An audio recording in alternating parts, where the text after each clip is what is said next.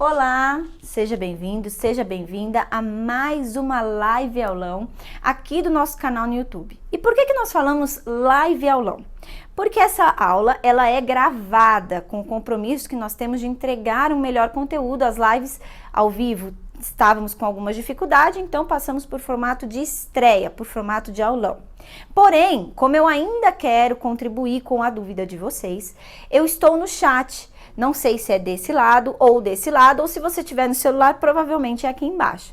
Mas, caso você tenha qualquer tipo de dúvida durante essa aula, essa live aulão, me mande que nós podemos estar conversando aqui no chat sobre a sua dúvida.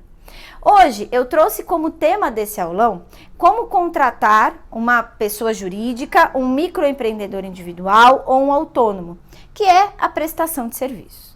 E uma das perguntas que eu mais escuto em consultoria, em mentoria trabalhista, é a seguinte: Michele, quando eu sei que eu tenho que contratar um empregado e quando eu sei que eu posso contratar para minha empresa uma pessoa jurídica, um MEI, microempreendedor individual ou um autônomo? O negócio é o seguinte: o empregado, ele possui 4 requisitos. A primeira é a pessoalidade. Então, se você contrata a Michele para ser administradora da sua empresa, você contratou a figura da Michele. Eu não posso mandar a Joana no meu lugar. Você contratou a Michele.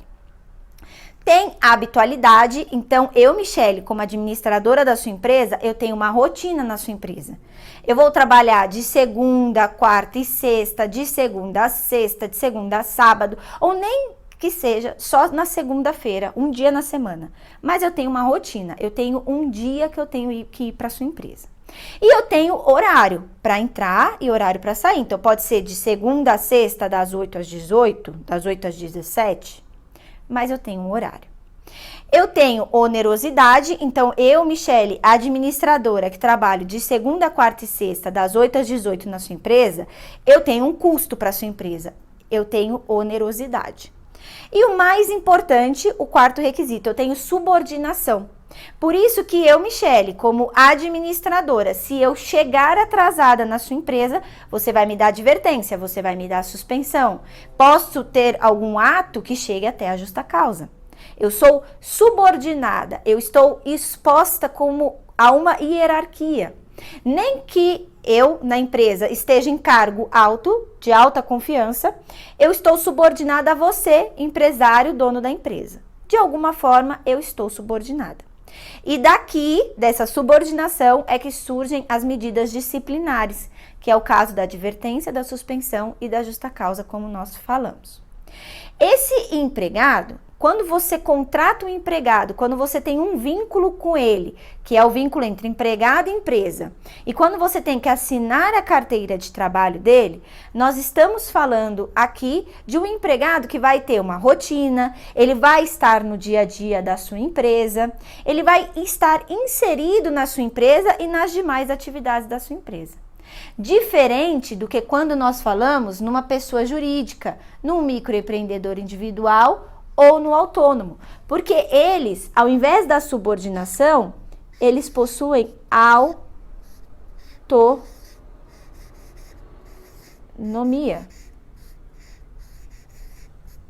E aqui, possuindo autonomia, se ele chegar atrasado no trabalho, ele não pode ter advertência, ele não pode ter suspensão.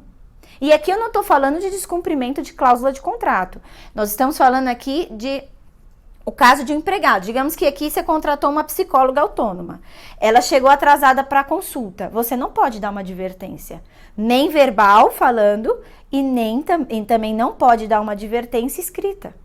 Porque a psicóloga não é sua empregada. O médico não é seu empregado. Ele tem autonomia. E se ele tiver consulta marcada no dia e ele falar não vou atender, lembrando que eu não estou falando de descumprimento contratual. Mas se ele falar não vou atender, você não pode dar como falta injustificada e descontar o dia. Porque ele não é seu empregado. Ele não está no dia a dia da sua empresa. Ele tem autonomia. Por mais que a lei atualmente permita que esse autônomo, ele tenha exclusividade com a sua empresa. Então, digamos que assim, você contrata esse autônomo com exclusividade para o seu ramo de negócio. Então, você quer um representante comercial e para o ramo de material de hospital, ele só pode atender a sua empresa. Exclusividade. Você quer que ele ainda atenda com exclusividade quanto a pessoa. Não quer que ele coloque um outro vendedor da empresa dele de representação. Por mais que tenha essa exclusividade, ele não é subordinado. Ele tem autonomia para prestar esse serviço. Ele pode trabalhar os dias que ele quiser. Ele pode começar o trabalho dele a hora que ele quiser. Ele não precisa te responder e falar assim, empresário, comecei a trabalhar. Ele não precisa, porque ele não é seu empregado. Então, ele não está inserido nas rotinas do dia a dia da sua empresa. Essa é a diferença. Quando você quer um empregado, você quer alguém que está inserido nas rotinas da sua empresa. E muitas empresas, inclusive, sendo um excelente funcionário, elas investem nesse funcionário. Diferente do autônomo. Ele tem autonomia para prestar o serviço, ele trabalha do jeito dele, tá? Por mais que atualmente o autônomo possa ter exclusividade com a sua empresa. E aí, o que acontece quando nós falamos numa prestação de serviço? No dia a dia, tem muitas empresas que elas fazem a fraude desse contrato. Elas contratam empregado como pessoa jurídica, microempreendedor individual ou autônomo. Acontece que essa fraude, ela a primeiro momento, olhando num primeiro cenário, ela pode parecer barata, até porque as empresas, eu acredito que nem fazem essa conta, viu, para falar que é mais barato. Mas depois, essa fraude, ela te deixa refém desse empregado que você está contratando como pessoa jurídica. Ele pode procurar entrar na Justiça do Trabalho contra você. E isso, ele tem 2 anos para pensar se ele quer entrar na Justiça do Trabalho contra você. Fora que se você quer ser uma grande empresa, quer ter excelentes colaboradores, quer chegar a um nível elevado da sua empresa, do seu empreendimento, quer elevar seus sonhos, chegar no lugar que você sempre pensou, dificilmente será dessa forma, fraudando um contrato, tendo um empregado num formato de pessoa jurídica, de microempreendedor individual ou de autônomo. Então, pense muito nisso. Realmente, quando você for tomar uma decisão, é aquilo que eu sempre falo. Pega 2 papéis, coloca os cenários, o que aquilo pode te trazer de bom, o que aquilo pode te trazer de ruim, para que você possa comparar os 2 e ver se aquilo ali realmente vale a pena para sua empresa. Porque, acredite em mim, tem processo trabalhista que quebra empresa. É caro, não é barato. Então, tome muito cuidado. Mas voltando à nossa prestação de serviços, deixa só eu tomar um golinho aqui de água para nós continuarmos aqui falando sobre essa prestação de serviço. Aqui, nós temos 2 formas de prestação de serviço. A primeira prestação de serviço seria a empresa A, digamos que é a sua empresa, contratando uma pessoa jurídica, um microempreendedor individual, um autônomo com autonomia para trabalhar, prestar algum serviço. Pode ser de representação comercial, pode ser de designer, pode ser de advogado, pode ser de psicólogo. Mas o que eu indico aqui quando envolve essas 2 partes? Quando você tiver profissões que tenham um órgão como a psicologia, como o advogado que tem a OAB, tem que pedir o registro desse profissional nesse conselho que regulamenta o trabalho dele, o tipo de prestação de serviço. Só que aqui você tem um trabalho entre a sua empresa A, prestando quem vai prestar o serviço? O PJ, o MEI, o autônomo, com autonomia, para a sua empresa, que é a empresa A. Esse é um tipo de prestação de serviço. Agora, fora esse tipo de prestação de serviço, nós temos uma prestação de serviço que é a terceirização. Essa terceirização, ela acontece tanto nos serviços terceirizados e atualmente não importa se é atividade meio, como limpeza, segurança, se não for o core business, se não for a atividade principal da sua empresa, como atividade fim. Hoje em dia você pode terceirizar tudo. Acabou aquele negócio assim de, só pode terceirizar limpeza, segurança, tal, porque não é a atividade fim da minha empresa, é a atividade meio, que não tem nada a ver com os serviços que eu presto, tanto para o consumidor ou para o pro distribuidor não é o que eu presto de serviço. É um serviço, uma finalidade, tá ali no meio do meu negócio, digamos. Diferente do fim, que é, por exemplo, se eu tenho uma empresa de segurança e eu estou terceirizando o segurança, eu tenho a minha finalidade da minha empresa, aquela empresa de segurança.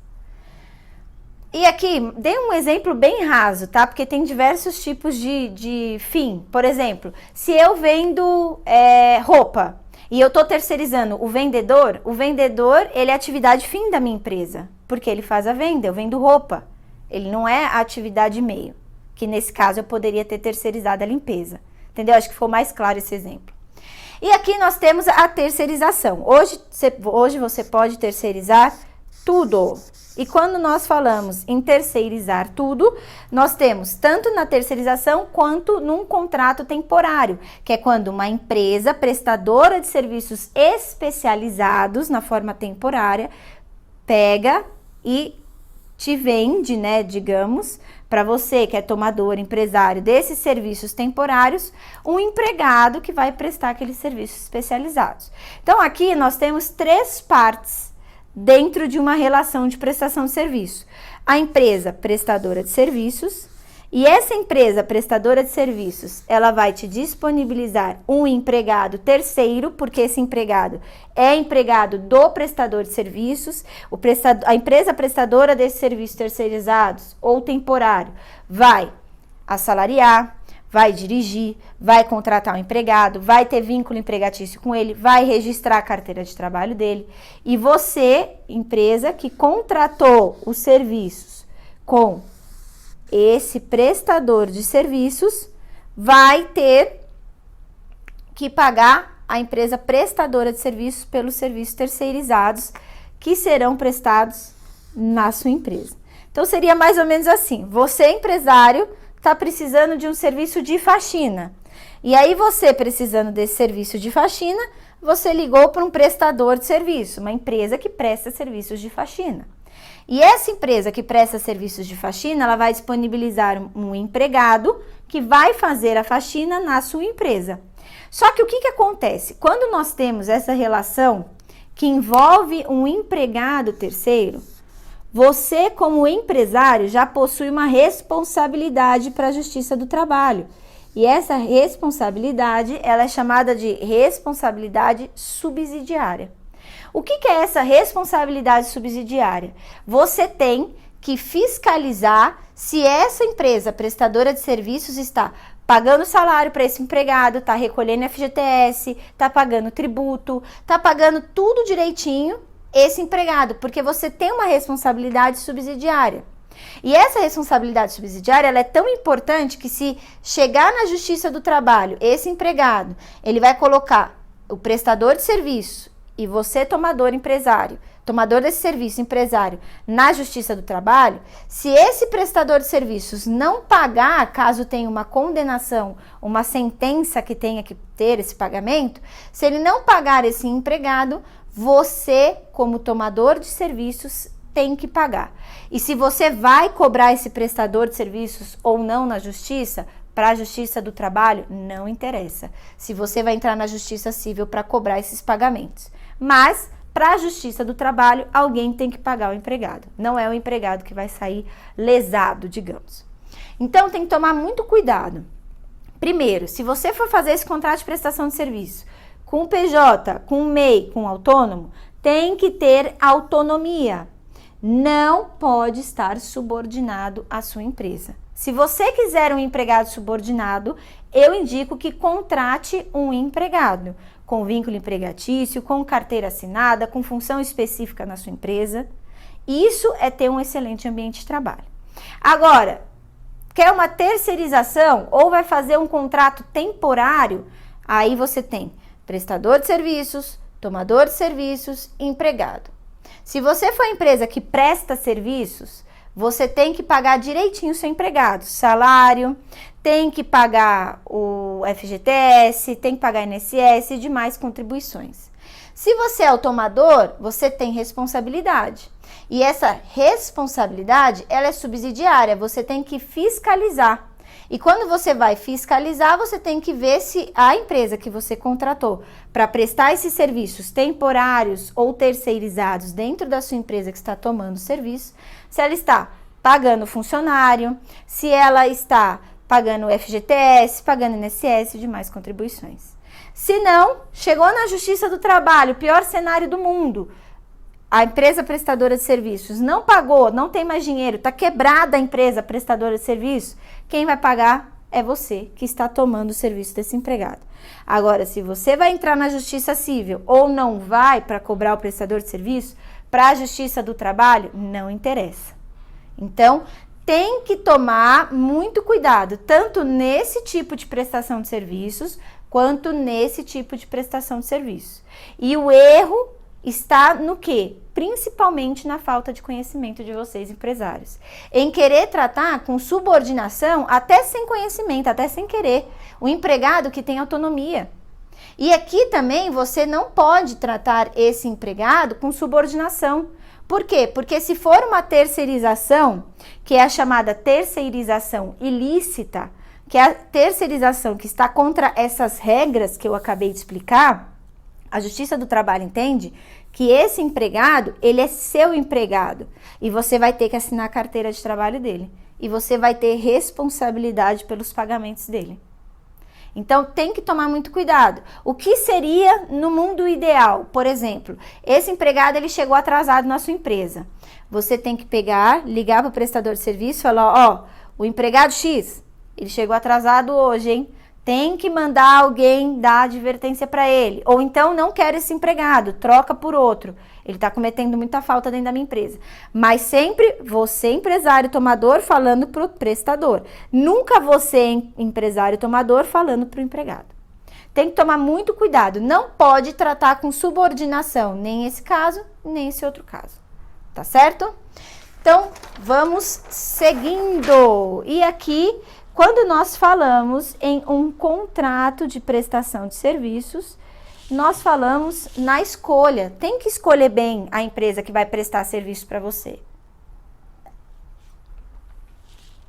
E essa escolha, ela envolve o quê? A primeiro momento, pesquisas. Pesquisa tanto a empresa de terceirização, serviço temporário, PJ qualquer, pessoa jurídica qualquer, microempreendedor, autônomo, pesquisa. No Google, no Instagram, no LinkedIn, no Facebook. Pesquisa em todos os meios possíveis. Nós vivemos na era digital. Então, faça todas as pesquisas. Se você estiver contratando com um fornecedor, às vezes vale a pena fazer pesquisa no Reclame Aqui. Dependendo da empresa de terceirização, também olhe no Reclame Aqui. Porque às vezes tem comentário ali que te interessa para ver que o serviço não é legal, que não vale a pena. Tem a pontuação da empresa no Reclame Aqui, que às vezes é péssima. Então, esgote os meios de pesquisa. Nós, como empresários, você como empresário, tem que querer o melhor para a sua empresa.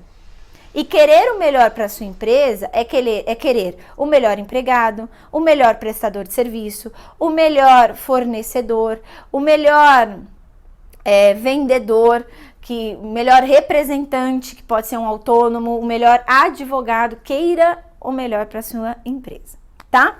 E aí, continuando, nós temos, depois de fazer todas essas pesquisas, olhou o Reclame Aqui, olhou tudo, você vai fazer o quê? Você vai pedir as certidões. Essas certidões, elas são ainda mais importantes quando nós falamos numa prestação de serviços terceirizados. Essa prestação de serviços terceirizados, você tem que pedir certidão de débito trabalhista, tem que pedir outros tipos de certidão que comprovem a saúde financeira daquela empresa. Peça certidão. É diferente de você pedir, por exemplo, para um autônomo. O autônomo que vai ser uma psicóloga, por exemplo, vai prestar serviço na sua clínica, você não precisa pedir uma certidão de trabalhista para ela, porque ela vai prestar ela mesma, né? Através da pessoa física dela, através do profissional que ela é. Então, se couber o pedido de certidão, peça. Principalmente certidão. O que é mais importante pedir certidão? Terceirizado. vai fazer qualquer tipo de terceirização, pede certidão. Por quê? Por conta daquela responsabilidade subsidiária que eu falei. Se a empresa não estiver bem financeiramente e ela não puder cobrir, por mais que você fiscalizou, você fez tudo, e ela não puder cobrir uma condenação na Justiça do Trabalho, quem vai pagar é você. Então tem que olhar a saúde financeira. Porque se ela quebrar e aí ela dispensa o funcionário que estava na sua empresa, e esse funcionário não recebe as verbas rescisórias e ele estava trabalhando na sua empresa, o período que ele estava trabalhando na sua empresa, você é responsável. Então, quem vai pagar as verbas rescisórias? Você, como empresário que está tomando o serviço daquele funcionário. Então, verifique a saúde financeira dessa empresa que está fazendo a terceirização. Lembre-se que quando você está contratando uma prestação de serviço, você está associando a imagem da sua empresa, a imagem daquele prestador de serviços, daquele MEI, daquele autônomo, dessa terceirização, tem um vínculo de imagem. Então, faça a pesquisa, se couber, peça certidões. Lembra que a sua empresa, a sua excelente empresa, o seu sonho, está vinculado aqui nessa associação de imagem, tá? Depois disso, nós temos o quê? Nós temos que prestar muita atenção sobre isso, e aí nós vamos para a qualificação para o contrato. Depois que nós olhamos esses pontos fundamentais, nós vamos para a qualificação do contrato. E a qualificação do contrato é aquilo que eu já passei no começo da aula. A qualificação do contrato, ela é você pegar os dados daquele prestador de serviço, pessoa jurídica, da terceirização, do autônomo, do microempreendedor individual. Lembrando que o autônomo, se for uma profissão como advogado, psicólogo, médico, outros tipos de profissões que possuem lei própria, eles provavelmente, como advogado, devem ter um conselho, um órgão que regulamenta a profissão, como a OAB faz. E aqui, se tiver esse registro, tem que colocar na qualificação do contrato. Aqui seria o quê? Você escolheu qual a prestação de serviço você vai ter. É uma pessoa jurídica, um contrato? É um MEI? É um autônomo? É uma terceirização? Você escolheu. Quando você escolheu, para você tomar a decisão de escolher, você pesquisou, você pediu certidão, se coubesse, principalmente se for uma terceirização, e você lembrou que você está se associando a imagem da sua empresa àquele prestador de serviço. Você fez tudo direitinho. Agora você escolheu, você já sabe com quem que você vai fazer esse contrato de prestação de serviço.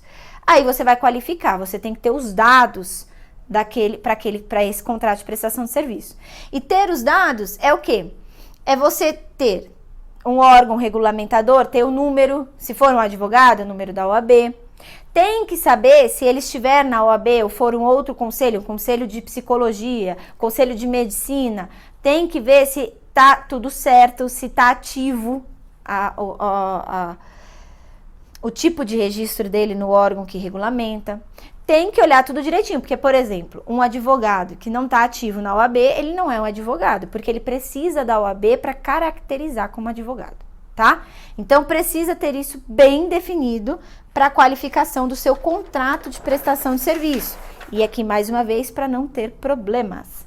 Depois que nós falamos disso, nós temos aqui a lista das obrigações. O que é essa lista das obrigações?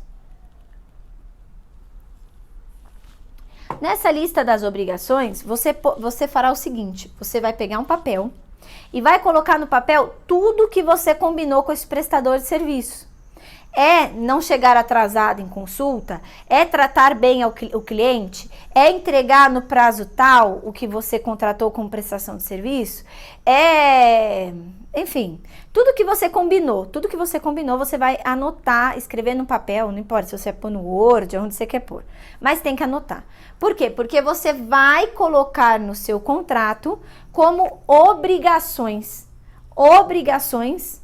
da contratada. Porque digamos aqui que você é o contratante. E também, no próprio contrato, vai ter as obrigações do contratante. Então, o que você também prometeu como contratante, como pagar a prestação de serviço no prazo certo, fornecer as informações necessárias para a prestação daquele serviço, coloca também. Tem que colocar tudo direitinho nesse contrato de prestação de serviço. Tem que realmente escrever e colocar tudo nesse contrato de prestação de serviço. A melhor coisa é, desde a primeira reunião, ir escrevendo tudo, porque quando for escrever esse contrato, colocar a minuta que nós falamos, né, na parte de direito, que é escrever realmente o contrato, você tenha todas as obrigações que você espera da prestação de serviços. Se você for alguém que está sendo contratado para prestar um serviço, também tem a obrigação de que você espera dessa empresa. Tenha tudo direitinho e tudo anotado. Passando dessas obrigações, e o que é importante dessas obrigações? Vocês lembram que eu falei da subordinação? No caso da subordinação, o empregador que contratou aquele empregado, que tem subordinação à empresa, ele dá advertência, ele dá suspensão, ele pode chegar à justa causa. Quando nós falamos em obrigações, tanto do contratante quanto da contratada, a alegação é diferente, porque existe autonomia. E aqui nós alegamos e falamos sobre descumprimento contratual. Então, se você, empresário, contratou uma prestação de serviço e você tem todas as obrigações bem descritas nesse contrato que você vai assinar com o prestador de serviço, você pode falar assim, você descumpriu cláusula tal do contrato de prestação de serviço, hein? E essa cláusula aqui, ela pode gerar uma rescisão contratual. Então, tem que ter, o benefício de ter todas essas obrigações bem anotadas no contrato é isso, que você mostra o descumprimento contratual daquele prestador de serviço que você está contratando. Outro ponto também muito importante e muito legal de se colocar nesse contrato de prestação de serviços é a cláusula de sigilo. Só tomar um golinho de água. E quando nós falamos nessa cláusula de sigilo, nós estamos falando de informações, nós estamos falando de dados, e esses dados, eles vão estar nesse contrato aqui das obrigações, como que as informações, elas devem estar como sigilosa. Todas as informações que esse prestador de serviços tiver acesso tem que estar como sigilosa, ele não pode falar dessas informações nem antes de acabar o contrato, nem depois de acabar o contrato, tem que manter em segredo. Principalmente quando nós falamos numa época de dados, de proteção de dados, da Legislação Geral de Proteção de Dados, da LGPD, que é algo muito importante. Então, eu indico muito que coloque no seu contrato de prestação de serviços essa cláusula de sigilo. Seguindo, caso você ache interessante, dê um prazo para esse prestador de serviços entregar aquilo que você está contratando. Coloque um prazo. E você sabe o que é legal também? Você pegar um prestador de serviços, por exemplo, você vai contratar um designer. Aí você fala assim, olha, eu vou te pagar R$100 por essa arte. Mas se você entregar essa arte do jeito que eu quero e no prazo correto, eu vou te pagar 150 pela arte. Entendeu? Aqui, o que você está fazendo? Você está pagando para ele pelo bom serviço. Então, seu preço é R$100, só que o negócio é o seguinte, para você querer me dar isso no prazo e para você ter vontade de me dar um bom trabalho, eu vou te dar 150, mas tem que chegar no prazo e tem que chegar a arte do jeito que eu queria. Entendeu? Dá para fazer também dessa forma. Lembrando que você não pode tratar ele como subordinado, você não vai descontar se ele não te entregar, você vai acabar pagando a mais porque você curtiu o serviço. É como se você estivesse pagando extra, porque o serviço ficou muito bom e você está pagando extra. Mas o prazo tem que estar no contrato de prestação de serviço. É o que eu indico. Lembrando sempre, esquece subordinação, ele não está subordinado a você. Não tem penalidade se ele não cumprir esse prazo. Não existe penalidade. Tá? A não ser que nós estejamos falando de obrigações contratuais. Agora, penalidades como advertência, como suspensão, pensar em justa causa não existe, tá? Não pode confundir as situações. E aqui é muito importante realmente acabar colocando esse prazo, tá? Então, vamos seguindo com a nossa aula. Quando nós falamos nesse contrato de prestação de serviços, e aqui eu vou só tomar um golinho de água, nós falamos em pagamento. E como pode ser feito o pagamento dessa prestação de serviço? Esse pagamento, ele pode ser feito por RPA, que é o recibo de prestação de serviços autônomos, ou através de nota fiscal. Tanto se você for pagar através da RPA ou pela nota fiscal, eu indico também que na cláusula sobre pagamento, que vai colocar o prazo para pagamento, o valor de pagamento, coloque também a forma em que vai ocorrer o pagamento. Acho muito importante, tá? O que nós temos aqui, depois que nós falamos de como fazer, de como montar esse contrato de prestação de serviço? Nós temos umas observações muito importantes. E essas observações, elas são o quê? Na terceirização, você lembra que eu falei que já que você vai ter um empregado de uma empresa prestadora de serviços terceirizados ou prestadora de serviços temporários, você precisa saber que você tem aquela responsabilidade subsidiária e você precisa tomar cuidado? Então, se for um contrato de terceirização, coloque a cláusula de condição. O que é essa cláusula de condição? Você vai colocar lá no pagamento que o pagamento só vai ser feito, independente se vai ser provado através de RPA, de recibo de prestador de serviço autônomo, que não é o caso na terceirização, teria que ser nota fiscal, que o pagamento só será feito se a empresa prestadora de serviços terceirizados te enviar o comprovante de pagamento de salário, FGTS, INSS e demais tipos de benefícios e outros tipos de prestações que precisam ser pagas. Então, está condicionado, o pagamento está condicionado ao comprovante. Isso aqui é exercer a fiscalização, que nós falamos no início da aula. Um dos maiores problemas que nós temos quando nós falamos desse tipo de contrato de prestação de serviço, quando você vai contratar um prestador de serviços para sua empresa, um dos maiores problemas é você não ter informação. E o que é essa falta de informação? É você não saber, como empresário, ou até mesmo como orientar os funcionários da sua empresa, e aí nós falamos em um gerente, nós falamos em qualquer outro tipo de líder, como um supervisor, outros tipos de funcionário, que aquele funcionário, ele não é funcionário da empresa, no caso da terceirização. Que também o prestador de serviços, ele não é funcionário da empresa, sendo ele pessoa jurídica, microempreendedor individual, autônomo, ele não é funcionário da empresa. Então, ele não pode ser tratado com subordinação. E isso é uma orientação que precisa ser passada dentro da empresa, para que não tenha problemas. Porque se você é empresário, você sabe que não pode tratar com subordinação aquele prestador de serviços que não é funcionário da sua empresa, ele não tem carteira assinada, e você não passa isso para o seu gerente, você não passa isso para o seu supervisor, você não passa isso para os seus funcionários, eles acabam tratando ele com subordinação. E o que acontece? A empresa se vincula àquele prestador de serviços porque não treinou, não passou informação dentro da empresa de como se tratar um prestador de serviços autônomos.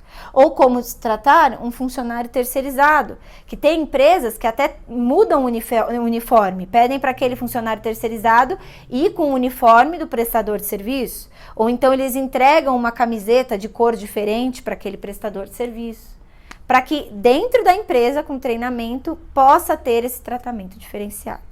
Mas é muito importante ter essas observações e ter essa informação de que o maior problema é tratar com subordinação. A partir do momento que você coloca subordinação naquela prestação de serviço, aquele prestador de serviço que deveria ter autonomia, prestar os serviços da forma que ele acha melhor, sem falar, claro, de descumprir contrato, ele começa a ser subordinado a uma hierarquia dentro da sua empresa, você pode ter possíveis problemas dentro da Justiça do Trabalho, tá? Então, vamos seguindo aqui, que eu vou tomar um golinho de água. E eu quero falar com quem ficou até aqui, até agora, que eu vou dar uma informação muito massa. Para quem ficou até aqui, existe um contrato, fora o contrato de prestação de serviços, que é o contrato de parceria. Esse contrato de parceria, ele é muito utilizado por salão de beleza. Então, se você é empresário, empresária, tem um salão de beleza, esse salão de beleza, ele pode contratar através de parceria. O que é essa parceria? Ele pode contratar a manicure como parceira, ele pode contratar a cabeleireira como parceira, a esteticista como parceira. Só que esse contrato de parceria, ele tem que ser um contrato escrito, ele não pode ser verbal, de boca, tem que ser feito com o sindicato profissional das manicures, com o sindicato profissional das esteticistas, com o sindicato profissional dos cabeleireiros. Não tem sindicato. Então, quem vai assinar é o Ministério da Economia, o atual, que é o antigo Ministério do Trabalho. Tem que ter o sindicato ou o ministério para não ter problemas. E tem que ter as duas testemunhas no contrato.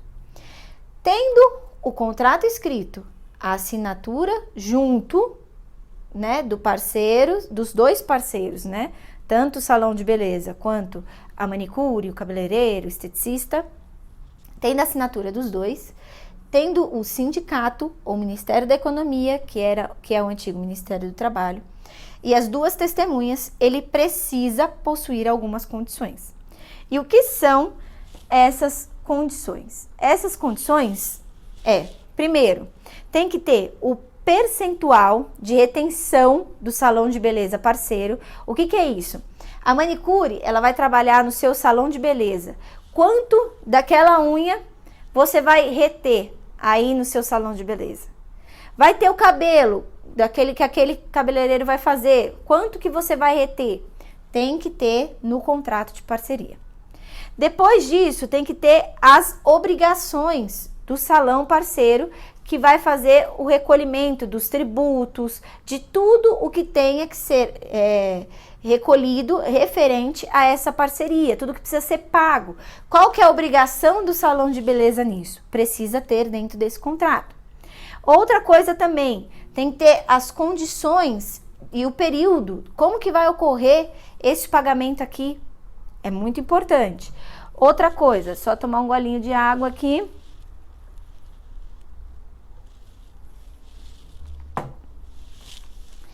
Tem que ter o direito desse parceiro, que é tanto a manicure, tanto o cabeleireiro, esse direito dele a entrar dentro do salão de beleza, quando que ele pode fazer isso, como que ele pode fazer isso, como que vai funcionar a agenda desse parceiro. Tem que ter tudo bem definido nesse contrato de parceria.